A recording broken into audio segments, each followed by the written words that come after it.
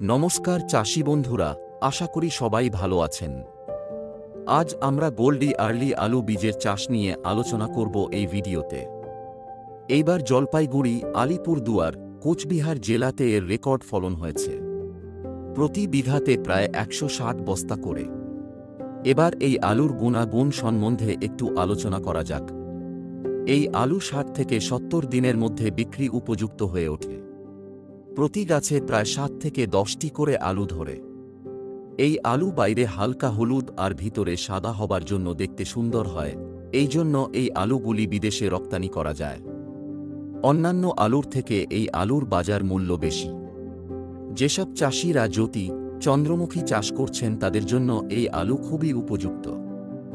বাংলার প্রতিটি মাটিতে এটা চাষ উপযুক্ত কিনা তা টেস্ট করে দেখা হয়েছে। এইবার আমরা জলপাইগুড়ি, আলিপুরদুয়ার, কোচবিহার জেলাতে প্রতি বিঘাতে যে প্রায় 160 বস্তা করে যে রেকর্ড ফলন হয়েছে সেটা একটু দেখে নেব। ভেন্ডার মান্না চৌধুরী, চাষির নাম অমিত বিশ্বাস, গ্রামের নাম বিবেকানন্দ পল্লী,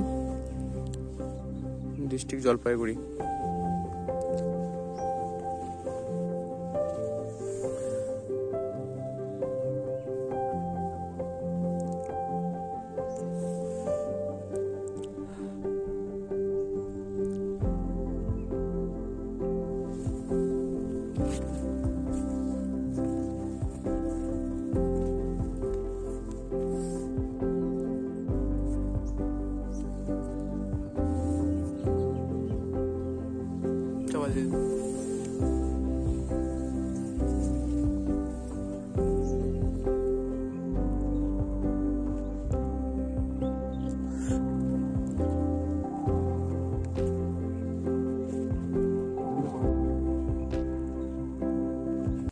আপনার নাম কি?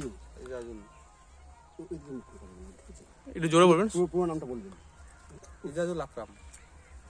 আচ্ছা, আপনার বাড়ি কোথায়? বাড়ি মুকুলডাঙ্গা। পুরো ঠিকানাটা বলুন। মুকুলডাঙ্গা, বর্ষণবাড়ি, কুচবিহার। কোচবিহার।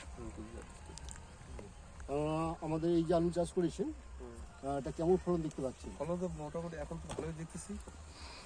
চারটা 5টা করে ফল আছে। 4টে-5টা ফল উপর থেকে আছে না নিচে থেকে? না, উপরে দেখলাম। ওপর দেখলেন 4টে-5টা আলু আছে।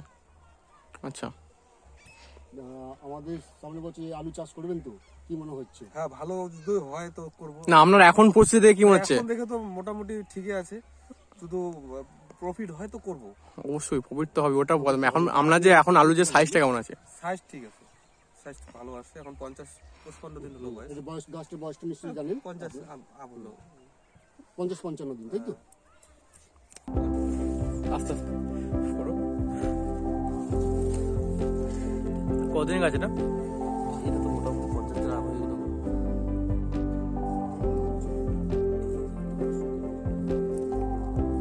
অসুবিধা নেই, ছাড় আবার চলে আসবে,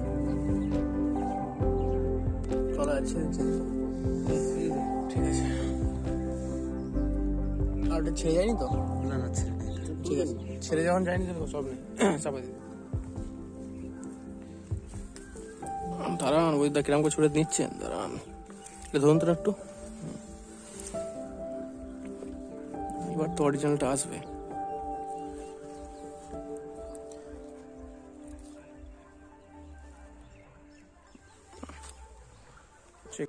প্রত্যেকটা মাটি খুব ভালো। এই মাঠটাই খুব ভালো মাঠ।